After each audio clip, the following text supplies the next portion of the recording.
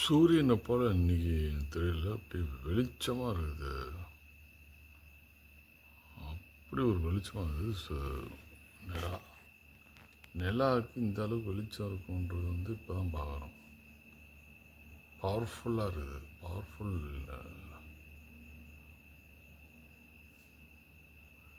இப்போ இருட்டில் நம்ம நடக்கிறது ரொம்ப ரொம்ப ஈஸி.